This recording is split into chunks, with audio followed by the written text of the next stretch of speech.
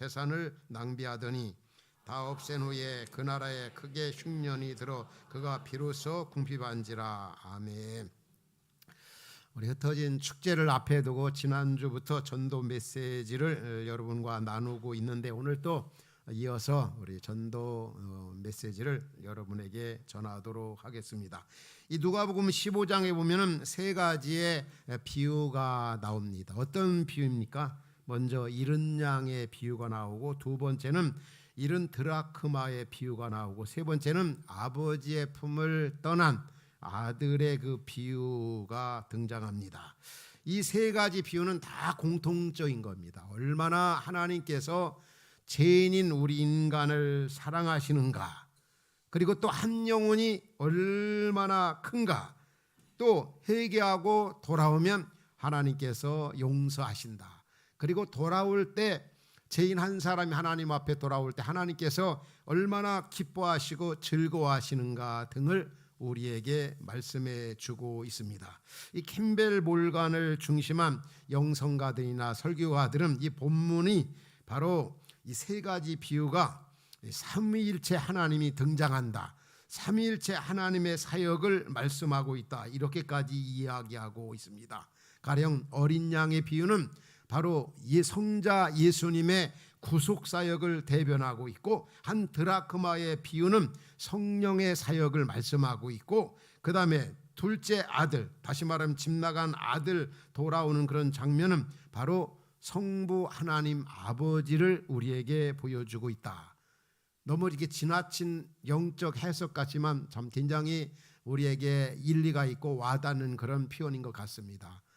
바로 이 비유 세 가지는 성부 하나님의 사역, 성자 예수님의 사역, 성령 하나님의 사역, 삼위일체 하나님이 총동원하셔서 하나님께서 죄에 빠진 우리 인간, 하나님을 떠난 우리 인간을 얼마나 기다리고 사랑하시는가를 보여주고 있는 겁니다. 그 에베소를 보면 하나님께서 우리 구원을 위해서 성부 하나님께서, 또 성자 예수님께서, 성령 하나님께서 사역하시는 면들을 표현하고 있습니다. 성부 하나님께서 우리의 구원을 위해서 창세전에 그리스도 예수 안에서 우리를 예정하시고, 또 성자 예수께서는 성부 하나님께서 창세전에 예정해 놓으신 그 사실을 십자가를 통하여 구속을 이루시고, 또 성령 하나님께서는 성부 하나님과 성자 예수께서 이루신 그런 모든 사실을 우리 마음가운데 받아들이도록 역사하시고, 또 구원에 대해서 보증이 되신다, 이렇게 삼일체 하나님 사역을 이 구속 사역, 구원 사역에 연관해서 말씀하고 있는데, 오늘 세 가지 비유도 그렇게 말씀하고 있다고 하는 것입니다. 다시 말하면 성자 예수님의 사역, 잃은 양의 비유에서, 또 성령 하나님의 사역, 한 드라크마 한 여인의 그 비유에서, 또 돌아온 탕자 둘째 아들의 비유에서는 바로 성부 하나님을 말씀하고 있다. 먼저 잃은 양의 비유에 대해서 잠깐 이제 살펴본다고 한다면, 이제 양 100마리를 기르고 있는 목자가 저녁에 돌아와 양 우리에서 이렇게 헤아려 보니까 한 마리가 부족합니다. 그래서 이 한 마리의 양을 찾기 위해서 99마리를 이제 양 우리에 두고 들판을 헤맵니다. 들짐승에게 목격할까 봐. 그러다가 이 죽을 지경에 이르렀을 때, 낭떠러지에 이르렀을 때, 이 목자가 잃었던 그 양 한 마리를 찾아 너무 기뻐가지고 어깨에 메고 돌아와서 동네 사람들을 다 불러다 놓고 송아지를 잡아서 잔치를 베풀었다, 이러면서 한 영혼이 주님 앞에 돌아올 때 주님이 너무 기뻐하시고 즐거워하시고 하나님께 참 감사한 생각, 또 하나님께 감사한 거죠. 한 영혼이 주 앞에 돌아왔을 때. 우리도 어린 자녀들을 이렇게 돌보다가 할머니나 할아버지, 그리고 부모님들이 아이들 돌봄에서 아이들이 이탈하는 경우가 있죠. 그러면은 그 찾다가 이제 잃었던 자녀를 찾으면 얼마나 기뻐합니까? 마치 우리 하나님 아버지께서 그런 마음을, 또 그런 그 표현을 하고 계십니다. 다시 말하면은 이 잃은 양 한 마리, 이 사람은 이 오늘날 말하면 이 공동체, 이 하나님을 떠났다 그런 면도 있지만, 이 공동체를 떠나 이 정상 이 궤도에서 이탈한 사람들을 이야기하고 있는 겁니다. 오늘날도 이제 교회에 나오다가 이 공동체를 떠난 사람들이 얼마나 많이 있습니까? 우리가 알아야 합니다. 바로 하나님을 멀리한다는 것은 곧 공동체를 멀리하고 교회를 멀리하는 것과 따로따로가 아니라 이건 유기적 관계에 있는 겁니다. 옛날 교회 다니던 분들이 얼마나 많았습니까? 어느 한 통계에 의하면은 교회 다니다가 교회 안 다니는 사람들이 연 인원 1,000만 명이 된다는 것입니다. 그들 가운데는 이제 이단으로 빠진 사람들도 한 100만 명 이상이 되고, 또 타종교로 간 사람들도 100만 명 이상이 되고, 또 교회에 나오지 않는 사람들도 100만 명 이상, 많이 떠난 이 공동체에서 이탈한 사람, 뭐 나름대로는 다 시험에 빠진 거죠. 누구한테 상처받고 누구한테 상처받고 누구한테 상처받고. 놀라운 사실은 상처받았다고만 하지 상처 주었다고 말하는 분들은 한 번도 제가 만나보지를 못했어요. 우리 교회 안에 이렇게 옛날에 상처받고 돌아오는 분들이 참 많은 것 같아요. 새가족반을 통해서도 나는 교회를 수십 년 옛날에 다녀봤지만 여기 와서 이런 새가족반 있고 이런 교육이 있는 거 처음 한다고 이렇게 상처받아서 교회를 떠났던 그런 분들, 바로 이런 양 한 마리에 해당이 되는 겁니다. 우리가 알아야 할 것은 비단 이런 일들이 교회 안에서만, 교회 밖에서만 있는 것이 아니라 교회 안에서도, 교회는 나오지만은 이 공동체에서 자꾸 이렇게 멀리하고 서로 성도들끼리 관계하는 거 이렇게 싫어하고. 왜냐하면 교회는 대충 다녀야 되지, 교회를 깊이 알면 은혜가 안 돼, 또 사람을 깊이 알면은 시험에 들어, 뭐 이런 식으로 어떤 과거에 받았던 어떤 선입감, 그 상처 때문에 어떤 공동체를 자꾸 멀리하. 이게 바로 한 마리 이름, 공동체 이탈의, 이 공동체에서 이탈한 그런 성도들. 성경은 결코 이 교회 공동체를 소홀히 하는 것은 하나님을 멀리하는 것과 별 다를 바가 없습니다. 마치 예수님이 그런 말씀하신 거 생각나죠. 나무가 가지가 나무에 붙어 있지 않으면 절로 열매를 맺을 수 없음 같이, 바로 이 공동체 예수님의 몸, 여기를 떠나서는 우리의 믿음이 제대로 자라갈 수가 없다고 하는 것입니다. 바로 이런 양, 그런 면을 우리에게 보여주고 있는 겁니다. 오늘날도 보면은 교회를 떠난 사람들이 얼마나 많이 있습니까?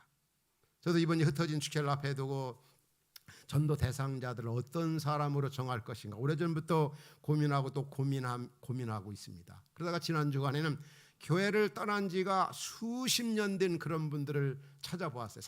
묵상해 보았어요. 이게 5명 정도 있더라고요. 뭐 여러분들 아는 것처럼 이 지역에 와 제가 목회한 지가 35년 이렇게 되었잖아요. 그러다 보면은 뭐 이 근래 교회 나오다가 안 나오는 분들을 얘기하는 것이 아니라, 그렇게 옛날에 열심히 했던 분들, 지금 생각하면은 우리 흩어진 교회도 안 오고 화평교회도 안 나오고 교회 안 나오고 그냥 빙빙 돌고 그냥 교회를 포기하고 마치 하나님을 포기한 것처럼 살아가는 그런 분들을 제가 많이 알고 있습니다. 그중에 5명에게 제가 이제 이렇게 문자도 해보고 전화도 해보고, 근데 받은 방법을 동원해서 연락을 이제 취해보았습니다. 그런데 실제로 이렇게 교회 안 나오는 분들, 다니다 낙심한 분들, 또 때로는 이런저런 이유로 교회를 떠나는 분들, 정말 전화하는 거, 문자하는 거 얼마나 피곤한지 몰라요. 분명히 이렇게 전화하는데도 안 받아요. 제절하라는 걸 알면서도 분명히 안 받는구나, 이런 느낌이 저한테 오더라고요. 그럼 되게 진짜 기분 나쁜 거죠. 그렇게 바쁜 시간에 공들여서 기도한 다음에 했는데도 불러도 대답이 없고, 또 어느 분은 진짜 옛날에 그분이 우리 교회 처음 나와가지고 이제 결혼을 하고 또 자녀까지도 있는데, 그분이 한 얘기 지금도 잊혀지지 않아요. 나는 진짜 아내 만나서 최고 행복은, 내가 아내 만나기 전에는 교회를 모르고 예수님을 몰랐는데 내가 아내를 만나고 나서 예수를 알게 돼, 이게 나 최고의 인생에 있어서 행복이 복이라고. 그런 분인데 어느 날 교회를 떠나고 자식까지도 교회를 안 나온 지가 수십 년. 그래서 간신히 추적하고 또 추적하고 이렇게 저렇게 알아가지고 전화해가지고 수개월 전에 우리 교회 와서, 일단 이분은 확실한 결신자다, 나를 좋아하고 우리 교회를 좋아했던 분이고 등록을 시켰어요. 근데 그 다음부터 안 나오는 거예요. 계속 전화해도. 그래서 이제 다시 이제 용기를 해가지고 이번에 또 다시 전화해봤어요. 근데 전화는 받는데 제 전화라는 걸 모르고 받은 거예요. 얘기를 하니까 제가 골면했죠. 옛날같이 친하게 지나자, 같이 나오자. 그래도 정말 마치 이 콘크리트 앞에 뭔가 이렇게 연장을 가지고 그 부수는 것처럼 너무나 강팍하다는 걸 느꼈어요. 야, 이분 진짜 교회 나오기 정말 힘들겠구나. 이건 정말 하나님께서 우리 성령 하나님이 정말 강권적으로 역사하셔야 되지. 그러나 그럼에도 불구하고 전화를 안 받는 사람, 받아도 전혀 교회에 나올 생각은 전혀 없고 그냥 세상에 너무 빠져있는 이런 사람, 이런 사람들이 잃은 양이고, 이런 분들이 주님 앞에 돌아와야 할 사람이고, 오늘 우리 주님께서는 이런 분들이 주님 앞에 돌아오기를 기다리고 계시고, 그 한 사람을 우리를 통해서 이루시기를, 주님 앞에 돌아오는데 우리를 사용하고 계시다는 사실. 그래서 우리가 그런 부분에 흩어진 주께를 앞에 두고 집중해야 되지 않겠습니까? 우리 예수님이 땅에 오신 것은 누가복음 19장 10절에 이런 말씀이 나옵니다. 인자가 온 것은 세상에 뭐라고요? 잃어버린 자를 찾아 구원하려고 이 세상에 오셨다, 이렇게 말씀합니다. 잃어버린 자를 찾아 구원하려고. 오늘 본문 15장 1절부터 3절에 보면은 이 세리와 죄인들이 예수님 앞에 나와서 이렇게 말씀을 듣습니다. 그러니까 바리새인과 서기관들은 예수님한테 막 비난합니다. 뭐라 그럽니까? 죄인을 이 예수님이 영접하고 음식을 같이 먹는다, 이렇게 예수님에 대해서 비난을 퍼붓습니다. 이럴 때 예수님께 이 세 가지 비유를 말씀해요. 다시 말하면 예수님 이 땅에 죄인을 불러 회개시키러 왔다, 죄인을 사랑하시고 죄인을 영접하셨다. 주님을 떠나 이런 사람들 돌아오도록 지금도 얼마나 찾으시는가, 이 사실을 우리는 잊지 말아야 합니다. 주님이 찾으시는 한 사람, 바로 이런 사람을 지금 주님은 찾고 계신데, 이 일을 오늘 우리 먼저 믿은 우리들이 이 사역에 집중해야 하는 것입니다. 두 번째, 드라크마의 비유에서는 한 여인이 등불을 켜들고 이제 드라크마를 찾으려고 얼마나 힘쓰고 노력을 합니까? 이 드라크마를 잃은 이 여인, 우리도 살면서 보면은 물건을 잃어버리는 경우가 참 많이 있죠. 이 지갑을 잃어버린 게, 지갑 안에 모든 중요한 것이 다 들어있는데, 저도 얼마 전에 이제 뭐 동경에 갔을 때네, 갔다 금방 왔지만은, 근데 동경에서 이제 이렇게 차를 이제 타고 가는데 이제 비행기 티켓도 다시 끊어야 되고 또 등등 또 거기에 소중한 것이 많이 들었는데 이 지갑이 없어진 거예요. 이게 참 난리잖아요. 어떻게 할까? 이제 분실 신고도 해야 되고 뭐도 해야 되고 뭐도 해야 되고, 뭐 1시간 이상을 그냥 그 찾느라고 차 안에서 난리 폈던 것 같아요. 그런데 조금 후에 보니까 바로 차 앞에 있는 거, 차 색깔이 지갑 색깔하고 너무 똑같기 때문에 보이질 않았던 거예요. 찾았을 때 잃었을 때 그 참 마음의 조급함과 당황스러움, 찾았을 때 이거 기쁨. 때는 우리가 이 카드 분실 그런 경우도 많이 있잖아요. 카드 분실하고 나면 어디 있을까? 이 호 주머니 저 호 주머니 이 방 저 방 다 찾아보고 해도 결과도 찾지 못하면 어떻게 합니까? 이제 카드 분실 신고하지 않습니까? 잃어버린 거 다시 이제 찾으려고. 근데 분실 신고 카드가 딱 오고 나서 딱 차를 타려고 보니까 그 카드가, 분실된 차 이 카드가 바로 운전대 밑에 발 밑에 있는 거죠. 이런 경우 여러분들 많이 만나죠. 그럴 때마다 내가 잃어버린 이 물건을 찾는데 이렇게 몰두하고 집중하는데, 이런 영혼, 주님을 모르고 방황하는 그런 사람들. 어떤 분은 핸드폰을 잃어버려 난립니다. 막 전화하면서 지금 나 핸드폰 잃어버렸다고 그러면, 그럼 지금 뭘 가지고 전화하냐? 핸드폰 가지고 전화하면서 전화기 잃어버렸다고 날. 평생 살아오면서 저는 이런 물건 가운데, 저는 고옥하는 목사님 94년도에 저한테 이렇게 편지를 보내주었어요. 이 매스컴을 통해서 또 기독교 잡지를 통해서 제가 제자훈련 열심히 훌륭하게 잘한다는 소문을 듣고 저한테 이렇게 편지가 온 거죠. 격려 편지, 위로 편지, 충고 편지. 저는 그 편지를 받고 그냥 그 편지를 앞에 놓고 무릎을 꿇었어요. 이게 바로 제자훈련이구나. 제자훈련 세계적인 대가인 옥하는 목사님, 일개 개척교회의 목사인 저한테 이렇게 편지를, 이 한 사람 이게 바로 제자훈련이구나. 참 그 편지 한 장이 얼마나 저에게 제자훈련하는데 평생 큰 영향력을 주었던, 나도 이렇게 제자훈련에 한 사람 한 사람을 소중히 귀하게 여기겠구나. 그런데 그 편지가 진짜 그때 보고 그 이후로 어디로 갔는지 계속 찾아봐도 계속 아직까지도 못 찾고 있는데 어디로 갔는지는 모르겠어요. 저는 그 잃어버린 그 편지 어디 있을까? 바로 우리 영혼 구원에 대해서 그런 마음을 가져야 된다는 거죠. 잃어버린 영혼.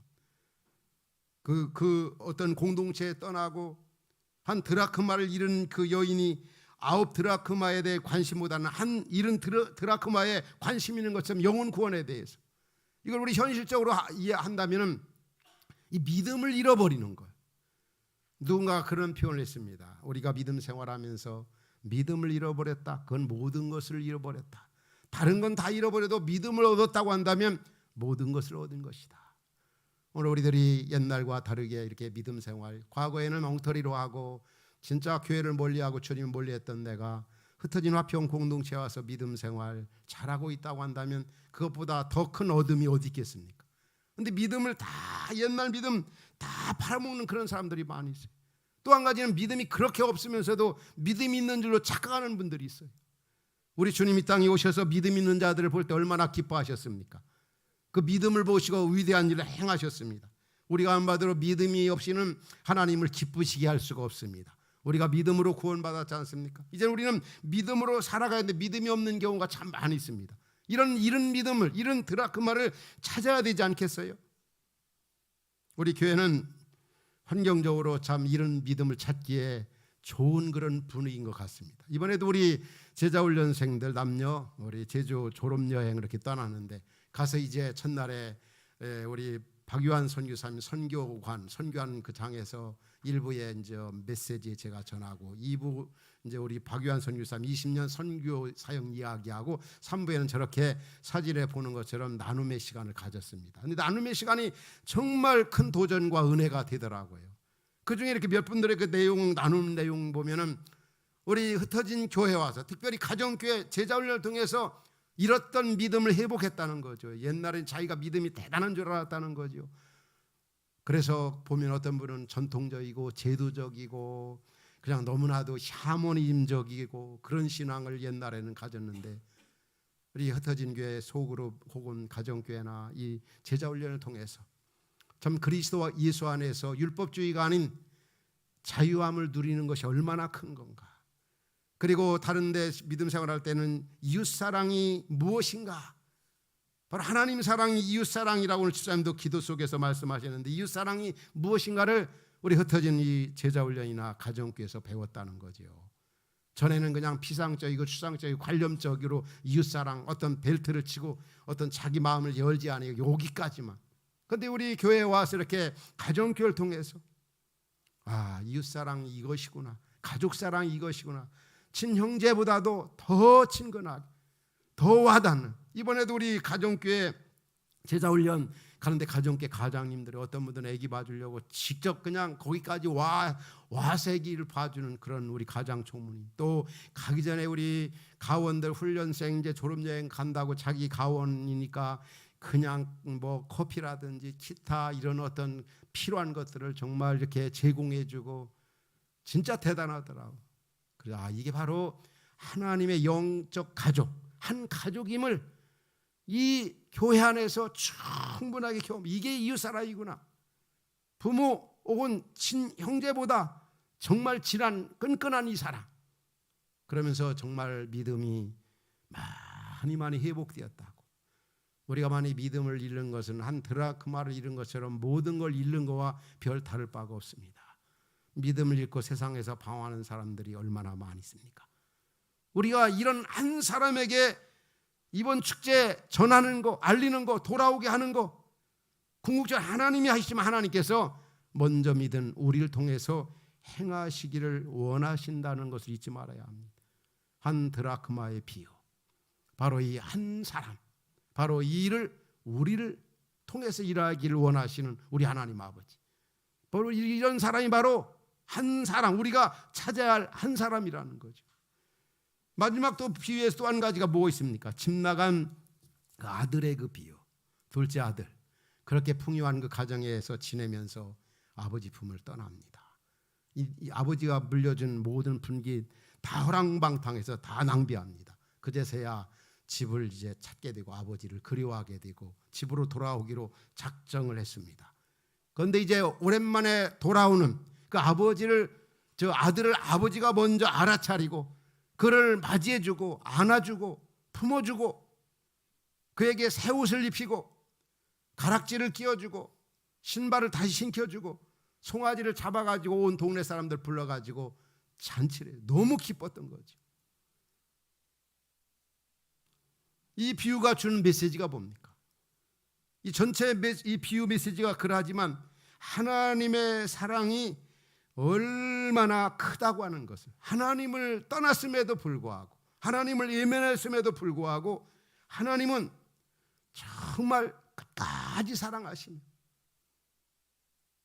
그 택한 백성을 돌아오기를 기다리신다. 이런 면들을 우리에게 보여주고 있는 겁니다. 이런 사람들 우리가 찾아야 합니다. 우리 성경에서 하나님 아버지의 사랑을 가장 잘 표현해주고 있는 게 바로 육신의 부모님이지 않습니까? 이전에 고 박종예 권사님 저희 장모님께서 하나님의 그 부르심을 받아 천국에 입성하셨습니다. 이제 장례식을 치르고 나서 이제 소모품 정리를 이렇게 하는데 어머니 그 장모님께서 우리 집사람한테 허락도 안 하고 제가 여러분들에게 보여드리는 것 같아서 죄송하지만 이제 소모품을 이렇게 정리하는데 편지에 저런 메모지가 있더라고요. 제가 이렇게 카톡에다 이렇게 사진을 이렇게 찍어서 여러분들 보여드리는데 참 저 내용을 읽어가면서 진짜 이렇게 많이 제가 울었습니다. 이 내용이 보면 아내와 저와 또 언니들이 아마 이렇게 가을 11월쯤 이제 90세 넘어서 거동을 잘 할 수 없는 그런 때 이렇게 손자나 손녀들이 누가 준 아마 용돈이었던 것 같아요. 근데 생일을 맞이해서 저런 내용으로 썼더라고요. 보면 받침이 다 틀렸지만 읽어보면 무언지를 알겠죠. 축하함. 우리 아내한테 집사람한테 보낸 건데 예? 언니하고 또 아봄이 누굽니까? 저죠. 저하고 이렇게 좀 함께 이렇게 진짜 이렇게 축하한다. 함께 축하한다. 그리고 적지만 그 다음에 뭡니까? 너 좋아하는 해 사 먹거라. 참 이렇게 거동도 할 수 없는 90세 이상 되어 어느 가을날에 메모지에 편지에 이렇게 구겨진 그런 봉투에 저런 내용. 참 그 평상시에도 부모님의 사랑, 그 어머니의 사랑을 깊이 이렇게 느꼈지만 저 글 속에서 이런 어머니를 다시는 이 땅에서 뵐 수 없고 다시 효할 수 없고 다시 만날 수 없고 참 절실히 그 사랑이 담겨 있는 그런 글을 보면서 참 마음이 참 많이 뭉클하고 슬펐습니다. 근데 하나님의 사랑이 그렇잖아요. 하나님 사랑을 가장 많이 보여준 분이 우리 어머니들이고 우리 아버지들이었어요. 비로소 이렇게 세상을 떠나고 나서야 우리가 절실히 이렇게 느끼는 것 같아요. 우리 하나님 아버지, 오늘 본문에 등장하는 둘째 아들의 비유, 얼마나 아버지가 그 아들을 기다렸습니까? 오늘 어떤 면에 보면 저와 여러분들이 이런 아버지의 사랑, 부모의 사랑, 무엇보다도 하나님의 사랑을 받은 우리들입니다. 진짜 그분의 사랑이 아니었다라고 한다면 어찌 우리가 이 자리까지 앉아 있을 수가 있었겠습니까? 하나님을 떠났던 죄인들, 하나님을 멀리했던 죄인들, 때로는 교회를 멀리했던 우리들, 그분의 은총의 포로, 그분의 사랑이 강권하셔서 오늘 저와 여러분들이 이 자리에 앉아 있다는 사실 잊지 말아야 합니다. 오늘 우리는 이 세 가지 비유를 보면서 단순히 교회 밖에 있는 사람들만 생각하면 안 됩니다. 저희 본문 메시지를 준비하면서 이 세 가지 비유, 여기 등장하는 한 사람 한 사람 한 사람이 바로 나의 모습이구나. 지난번부터 오늘까지 그분이 주신 그 사랑, 그 은혜, 그분의 사랑 때문에 내가 여기까지 이렇게 믿음 생활해왔고 목회 사역을 해왔다. 저만인가요? 오늘 여러분도 마찬가지입니다. 우리도 어떤 면은 이거는 교회 밖에 있는 사람이 아니라 교회 안에 있는 우리에게 어떤 면은 1차적으로 더 아주 절실한 비유라고 볼 수 있습니다. 이른양 공동체를 멀리하고 있는 그런 신앙생활을 내가 하고 있지 않은가. 그럼 여기 우리 한 마리 이른 양인 겁니다. 이게 한 드라크마, 교회 안에 있지만 믿음 다 잃어버리고 믿음이 없는, 경건의 모양만 있지 실제가 없고 내용이 없는 그런 모습이 아닌가. 둘째 아들, 하나님의 그 큰 사랑, 그 은혜를 받았음에도 불구하고 내가 언제 부모님의 은혜, 내가 언제 하나님의 사랑 받았느냐 외면하는 그런 혹 우리의 모습은 아닌지. 1차적으로 오늘 이 세 가지의 비유가 오늘 나에게, 우리에게 해당되는 것이다. 난 한 마리의 잃은 양이 아니었는가, 한 드라크마가 아닌가. 아버지 품을 떠났던 둘째 아들의 그 모습이 바로 나의 모습이 아니네. 그럼에도 불구하고 우리 하나님 아버지는 우리 한 사람, 나를 얼마나 사랑하셨는가. 그분의 은총의 포로, 그분의 사랑이 강권하셔서 내가 여기 있었구나. 그리고 더 나아가 여기에 이 비유는 우리 밖에 있는 돌아와야 할 많은 사람들이 있습니다. 우리의 전도 대상자들이 있습니다. 이 사랑을 깨달은 우리는 이 사랑을 모르고 있는 세상 것이 전부인 양 살아가는 우리의 전도 대상자들에게 이 사랑을 전해야 되고, 이 사랑을 나타내야 되고, 이 사랑을 알려야 할 사명이 우리에게 있다고 하는 것을 잊지 말아야 합니다. 결론입니다. 이 세 가지 부류의 사람들이 하나님 앞에 돌아올 때 공통적인 게 있습니다. 너무너무 기뻐했다는 것. 하늘에 계신 하나님 아버지께서 한 영혼이, 우리 자신이든 우리 밖에 있는, 교회 밖에 있는 사람이든 우리 전도사님들 한 사람이 돌아올 때 너무너무 기뻐하고 좋아하신다는 거죠. 우리 주님의 소원이 뭡니까? 모든 사람이 다 예수 믿고 구원받는 것. 이게 바로 우리 하나님 아버지의 소원입니다. 하늘 영광을 버리고 낮고 천한 이 땅에 오신 예수님 기념하는 그런 올해 12월 25일 또 24일 25일 우리 흩어진 축제와 동네 우리 음악회가 개최가 되어집니다. 잔치를 벌여놓고 우리 자신도 이런 기회를 통해서 주님께로 가까이 가고 또 밖에 믿지 않는 그런 이웃들을 주 앞으로 인도하는 일만큼 주님의 소원을 이루어진 일이 어디 있겠습니까? 이게 바로 주님이 가장 기뻐하시는 소원입니다. 우리가 잘 아는 잠언 25장 13절 말씀 같이 읽고 마치겠습니다. 잠언 25장 13절. 자, 시작. 충성된 사자는 그를 보낸 이에게 마치 추수하는 날에 얼음 냉수 같아서 능히 그 주인의 마음을 시원하게 하니라. 천하보다 귀한 생명 주 앞으로 인도해서 우리 주님의 마음을 시원하게 드리고 우리 주님의 소원을 이루어 드리고 주님을 기쁘시게 하는 성도 여러분 모두가 될 수 있기를 주의 이름으로 축원합니다. 기도하겠습니다. 오늘 주신